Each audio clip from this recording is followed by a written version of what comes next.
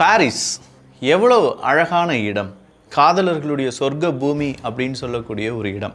அந்த பாரிஸில் எவ்வளவோ போராட்டம் நடந்திருக்கு, எவ்வளவோ கலவரம் நடந்திருக்கு, எவ்வளவோ சந்தோஷமான நிகழ்வுகள் நடந்திருக்கு. ஆனால் கடைசியாக பாரிஸில் ஒரு நாள் இரவு, நேற்று இரவு நடந்த அந்த செய்தி யாரையுமே தூங்க விட்டுருக்காது.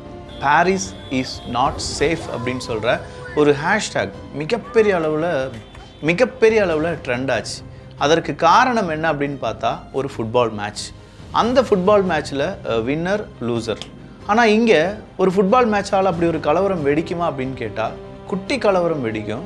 பெரிய கலவரம்னா ஒரு 5000 பேருக்கு மேலே அரெஸ்ட் செய்யப்பட வாய்ப்புகள் இருந்து அதில் 500 பேரை அரெஸ்ட் பண்ணி ஒரு 1000க்கும் மேற்பட்ட தீ விபத்துகளை உருவாக்கி 12 பேருந்துகளை தீக்கரையாக்கி 250க்கும் அதிகமான கார்களை தீக்கரையாக்கி ஏகப்பட்ட 2 வீலர்ஸ் இது எல்லாமே அப்படி அடிச்சு நொறுக்குன ஒரு சம்பவம் நடந்திருக்கு.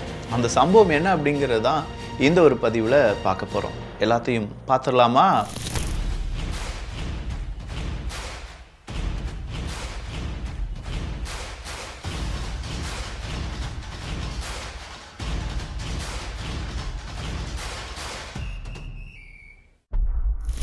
இந்தியாவில் ஒரு குட்டி சம்பவம் நடந்தாலும், சின்னதாக ஒரு குண்டூசி கீழே விழுந்தாலும் முதல் பத்திரிக்கையாக பிபிசிலேருந்து எல்லாரும் என்ன சொல்லுவாங்க? இந்தியாவில் பெரிய கலவரம் அப்பா, இந்தியாவில் மத கலவரம் அப்பா, இந்தியாவில் பாரு சாதி மோதல் இப்படின்னு சொல்லி ஏகப்பட்ட வீடியோக்களையும் அங்கே இருக்கக்கூடிய நியூஸ் சேனல்ஸ், அதாவது அவங்க ஊர்லேருந்து வெளியாகக்கூடிய நியூஸ் சேனல்ஸ் நம்ம ஊர் செய்தியை தமிழ்லையும் இங்கிலீஷ்லேயும் எல்லா மொழிகள்லையும் போட்டு நம்ம ஊர் அசிங்கப்படுத்துவாங்க. இது ஏன் அசிங்கப்படுத்துகிறாங்கன்னா அவங்ககிட்ட இருக்கக்கூடிய ஈகோ. யூகே மட்டும் இந்த மாதிரியான ஈகோவில் அழிஞ்சிட்டு இருக்காங்க அப்படின்னு நினச்சிடாதீங்க. அவங்க ஊரில் ஃப்ரான்ஸ்லேயும் இதே மாதிரியான ஈகோஸ்டிக் நிறைய மீடியாக்கள் எல்லாருமே இருக்குது. நாட் ஓன்லி பிபிசி நான் சொல்கிறது.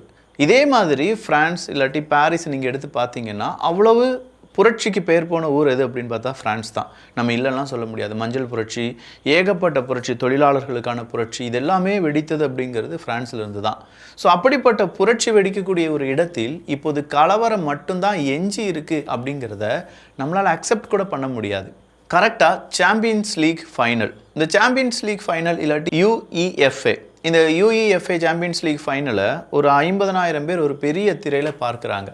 நம்ம ஊரில் கிரிக்கெட் எப்படி பெருசாக பேசப்படுதோ அதே மாதிரி வெளிநாடுகளில் அதிகமாக பார்க்கப்படக்கூடிய ஒரு விளையாட்டு எது அப்படின்னு பார்த்தீங்கன்னா ஃபுட்பால் தான். அதுவும் ஃப்ரான்ஸ், பாரிஸ் அப்படிங்கிறதெல்லாம் சொல்லவே வேணாம். ஃபுட்பாலினுடைய தீவிர ஆதரவாளர்கள் அப்படின்னு சொல்லலாம். ஸோ இந்த இடத்துல சாம்பியன்ஸ் லீக் வரலாற்றில் முதல் முறையாக ஒரு அணி வின் பண்ணுறாங்க. அந்த அணி வேறு யாருமே கிடையாது, பாரிஸ் செயின்ட் ஜெர்மெயின்ஸ் அப்படிங்கிற பிஎஸ்ஜி என்கிற அணி தான். இந்த பிஎஸ்ஜி அப்படிங்கிற அணி எந்த அணியை வீழ்த்துகிறார்கள் அப்படின்னு கேட்டிங்கன்னா இன்டர் மிலான் அப்படிங்கிற அணியை வீழ்த்துகிறார்கள். 5-0 அப்படிங்கிறது அவங்க வீழ்த்தப்பட்ட கோல். இதை தான் மேக்ரோன் அவர்கள் கூட ரொம்ப சந்தோஷமாக ட்விட்டரில் அறிவிக்கிறார். A glorious day for PSG, bravo, we are all proud, Paris the capital of Europe this evening அப்படின்னு சொல்லி அறிவிக்கிறார். ஸோ இவர் மேக்ரோன் அவர்கள் அறிவித்ததுலேருந்து நமக்கு தெரியுது பிஎஸ்ஜி குரூப்புக்கு சப்போர்ட் பண்ணுறாங்க. பிஎஸ்ஜி குரூப் வரலாற்றில் முதல் முறையாக அவங்களுடைய சாம்பியன்ஸ் லீகை வின் பண்ணுறாங்க. ஒரு பெரும் தொகை கிடைக்குது. இந்த நேரம் என்ன உருவாகுது அப்படின்னு பார்த்தீங்கன்னா எல்லாருமே வெற்றி கொண்டாட்டத்தை ஆரம்பிக்கிறாங்க. பாரிஸில் அங்கங்கே வெற்றி கொண்டாட்டம். நம்ம ஊர்லலாம் இந்த வேர்ல்டு கப்பை ஜெயித்த பிறகு அந்த சச்சின் அவர்களுடைய அந்த வேர்ல்டு கப், கடைசியான அந்த வேர்ல்டு கப் அப்படிங்கிறதும் அதுக்கு முன்னாடி நம்ம ஜெயிக்கக்கூடிய வெற்றி அப்படிங்கிறது எல்லாமே பெரிய அளவில் கொண்டாட்டங்களாக மாறும். நியூ இயரில் அதே மாதிரி கொண்டாட்டம் அப்படிங்கிறது நம்ம ஊரில் இருக்கும். ஆனால் அதை விட 100 மடங்கு அதிகமான கொண்டாட்டத்தை பாரிஸில் இந்த மாதிரியான ஃபுட்பால் அவங்க வின் பண்ணால் அந்த அணியை சார்ந்த, அந்த அணியை ரொம்ப பெரிய அளவில் பாராட்டக்கூடிய நபர்கள் எல்லாருமே சேர்ந்து கொண்டாடுவாங்க. ஆனால் இந்த கொண்டாட்டம் எப்படி இருக்கும் அப்படின்னா ஃபயர் ஒர்க்ஸ், கையில் வச்சு வெடிக்கக்கூடிய வெடிகள், அங்கங்கே ட்ரம்ஸு, செம்மையான மியூசிக்ஸ், ஹார்ன் அடிச்சுக்கிட்டே போகிறது, பைக்கில் உருன்னு இழுத்துட்டு ஓடுறது, இது எல்லாமே இருக்கும். இப்படிலாம் அவங்களுடைய கொண்டாட்டம் ஓடிட்டு இருக்கும்போது திடீர்னு அங்கே கலவரம் வெடிக்குது. சாதாரண கலவரம் கிடையாது. அந்த கலவரத்தினுடைய ஃபூட்டேஜஸை நீங்கள் எடுத்து பார்த்தீங்கன்னா கிட்டத்தட்ட நான் ஒரு 30 வீடியோ எடுத்து பார்த்துருப்பேன். இந்த 30 வீடியோலையும் வேணுமனே கலவரம் செய்த நபர்கள் இருக்காங்க. அமைதியாக போன பெண்களை அடிக்கிறது, காருக்குள்ளே அந்த பெண்கள் உட்கார்ந்துருக்காங்க, அவங்களை எட்டி மிதித்து அந்த கண்ணாடியை உடைக்கிறது, ஒரு பஸ் ஸ்டாப் இருக்குது, அந்த பஸ் ஸ்டாப்பினுடைய கண்ணாடியை உடைப்பதாக இருக்கட்டும், கிட்ட இருக்கக்கூடிய ஒரு ஷாப், ஒரு மால் இருக்குது, அதிலிருந்து பொருட்களை களவாண்டுட்டு போகிறதா இருக்கட்டும், ஏகப்பட்ட பஸ்ஸை வாண்டடாக அந்த கண்ணாடியெல்லாம் உடைச்சி அதில் தீப்பற்றிக்க வைப்பதாக இருக்கட்டும், அங்கே இருக்கக்கூடிய டூ வீலர்ஸ், ஒருத்தர் டூ வீலரில் வராரு, அடித்து புட்டிங்க அந்த டூ வீலரில் ஓட்டிட்டு போகிறதா இருக்கட்டும், இது எல்லாமே நடைபெறுகிறது. டோட்டலாக 600க்கும் அதிகமான தீ பற்ற வைத்தல் அப்படிங்கிறது நடக்குது. 600க்கும் அதிகமானது அப்படிங்கிறது ரொம்ப பெரிய அளவில் தீ. குட்டி குட்டி தீயெல்லாம் எடுத்து பார்த்தோம்னா ஒரு 1000த்துக்கும் அதிகமான சம்பவங்களை யார் செய்கிறா? இந்த பெரிய அளவில் கலவரத்தில் ஈடுபடக்கூடிய நபர்கள் செய்கிறாங்க. சரி, இந்த கலவரம் எதற்கு அப்படின்னு கேட்டால், இந்த இடத்துல 2 அணி இருந்துச்சுன்னு சொல்லி பார்த்தோம்ல, இந்த 2 அணிக்கு இடையே இந்த கலவரம் வெடித்ததா அப்படின்னு பார்த்ததை விட, பிரான்ஸ் மனிதர்கள் இந்த பக்கமாக இந்த கலவரத்தை பெருசாக செய்கிறது யார் அப்படின்னு பார்த்தா கருப்பினத்தவர்கள், அப்படி இல்லைனா பிரான்ஸுக்கு வந்து குடியேறியவர்கள். ஸோ இதுதான் இங்கே சிக்கலை ஏற்படுத்துது.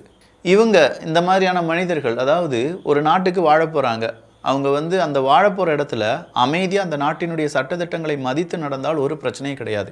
ஒரு தலைமுறை அப்படி சரியாக நடக்கும். ஆனால் அடுத்த தலைமுறைன்னு ஒன்று இருக்குது பார்த்தீங்களா, அந்த நாட்டுக்கு வாழ வந்த அடுத்த தலைமுறை, அவங்க என்ன செய்வாங்கன்னா, நாங்கள் இப்படி ஒடுக்கப்பட்டு விட்டோம், ஃப்ரான்ஸில் இருக்கக்கூடிய நபர்கள் மட்டும் ரொம்ப கம்பீரமாக நடக்கிறாங்க, இவங்களுக்குன்னு ஒரு கேங்கை ஃபார்ம் பண்ணுவாங்க. இது ஃப்ரான்ஸில் அடிக்கடி நடக்கக்கூடிய ஒரு விஷயம். நாட் ஒன்லி ஃப்ரான்ஸ், இப்போ இது எல்லா நாடுகள்லையும் நடந்துட்டுருக்கு அப்படின்னு சொல்கிறத பல நாடுகளும் என்ன செய்கிறாங்க, இதனால் மைக்ரன்ஸ் அப்படிங்கிறவங்க எங்கள் நாட்டுக்கு வரக்கூடாதுன்னு சொல்கிற அளவுக்கு இருக்குது.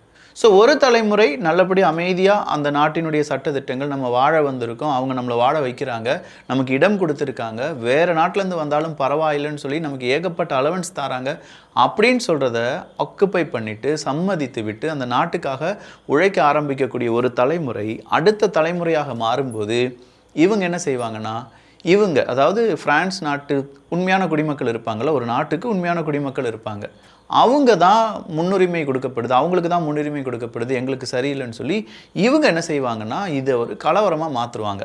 அப்போ அங்கே இருக்கக்கூடிய அந்த உண்மையான பிரான்ஸ் நாட்டு மக்களுக்கும் வெளிநாடுகள்லேருந்து, இப்போ நைஜீரியாவிலேருந்து வந்திருக்கலாம், இல்லாட்டி ஆப்பிரிக்க நாடுகள்லேருந்து வந்திருக்கலாம், மிடில் ஈஸ்ட்லேருந்து வந்திருக்கலாம், ஸோ இப்படி பல நாடுகள்லேருந்து வந்த மைக்ரன்ஸ் என்ன செய்கிறாங்கன்னா, எப்போவாவது ஒரு சான்ஸ் கிடைக்காதா, ஃப்ரஸ்ட்ரேஷன், அவங்கக்கிட்ட இருக்கக்கூடிய கோபம், அந்த அரசாங்கத்தின் மீதான கோபம், அங்கே இருக்கக்கூடிய மக்கள் மீதான கோபம், அங்கே இருக்கக்கூடிய தேசியவாதத்துக்கு எதிரான கோபம், இப்படின்னு சொல்கிற கோபத்தை இவங்க இந்த மாதிரியான நேரங்களில் ஒரு கலவரமாக மாற்றிடுறாங்க.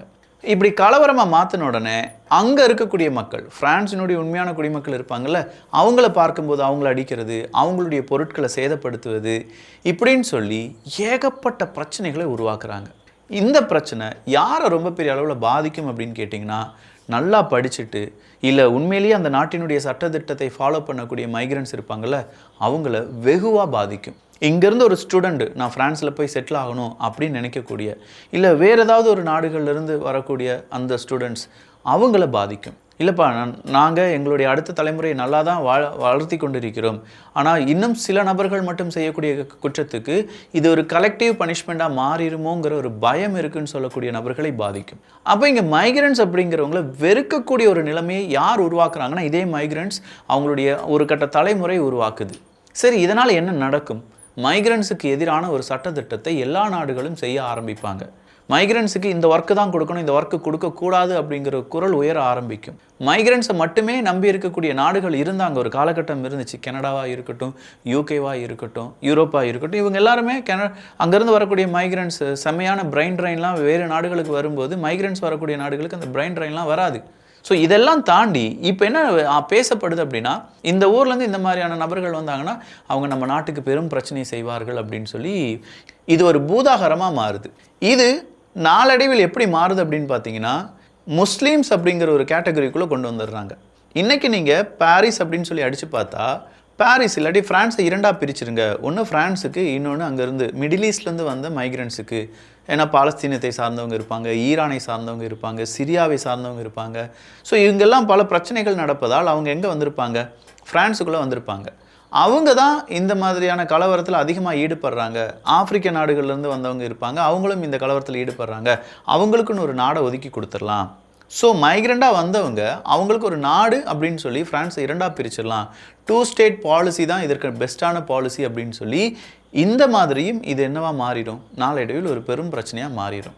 ஸோ இங்கே மத பிரச்சனையும் வரும், அதே நேரத்தில் இனப்பிரச்சனையும் வரும். கருப்பினத்தவர்கள், வெள்ளை இனத்தவர்கள் அப்படின்னு சொல்லி எகெயின் அண்ட் அகெயின் இது ஒரு பெரிய பிரச்சனையாக மாறும். 500க்கும் அதிகமான நபர்களை அரெஸ்ட் பண்ணிட்டாங்க அப்படின்னு சொல்கிறாங்க, 2 பேர் இறந்துட்டாங்க அப்படின்னு சொல்கிறாங்க. ஆனால் இது சாதாரண பிரச்சனை கிடையாது.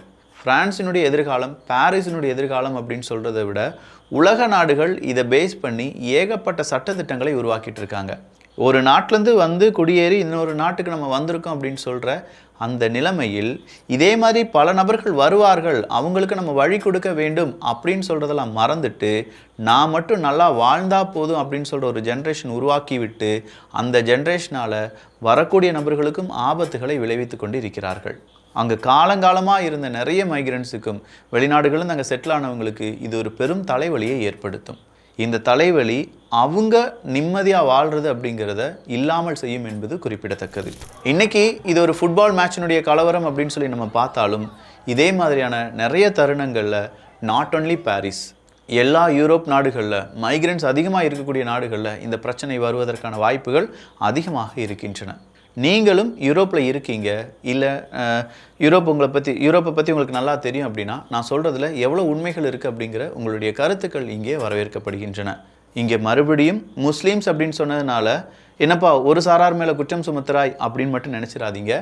ஆல்ரெடி அது கிறிஸ்டியன் மெஜாரிட்டியான நாடுகள், அங்கே இந்த பிரச்சனை தான் வரும். மத பிரச்சனை அப்படின்னு சொல்லும்போது அங்கே முஸ்லீம்களை வாண்டடாக இழுப்பாங்க, இல்லை இல்லாததையும் அவங்க சேர்ப்பாங்க, இருக்கிற பிரச்சனையும் ஒன்று சேர்த்து இது எல்லாமே ஒரு மத பிரச்சனையாகவும் பார்க்கப்படும். இதெல்லாம் காலங்காலமாக நடந்துகிட்ருக்கு. இந்த காலங்காலமாக நடக்கக்கூடிய விஷயங்களை நாம் தெரிந்து கொள்வதில் கொஞ்சம் என்ன செஞ்சிடறோம், அப்படியே பேக்ட்ராப் அடிக்கிறோம். இதெல்லாம் நம்ம சொல்லக்கூடாது, இது சென்சிட்டிவான மேட்டர் அப்படின்னு சொல்லி. ஆனால் இங்கே இருக்கக்கூடிய சிக்கல் என்ன தெரியுமா, பாரிஸில் அப்படி ஒரு சம்பவமே நடக்கலன்னு சொல்லி அங்கே இருக்கக்கூடிய அரசியல்வாதிகள் பேசுவாங்க. ஏன்னா அதுதான் அரசியல். மைக்ரன்ஸை ஃபாலோ பண்ணக்கூடிய, இல்லாட்டி இந்த மைக்ரன்ஸ் நமக்கு வேணும், அவங்களுடைய ஓட்டு வேணும் அப்படின்னு சொல்லக்கூடிய அரசியல்வாதிகள் இதை பெரிய அளவு ஊக்குவித்து ஒரு காலகட்டத்துக்கு மேலே அவங்களால கண்ட்ரோல் பண்ண முடியாத நிலைமைக்கு போகும்.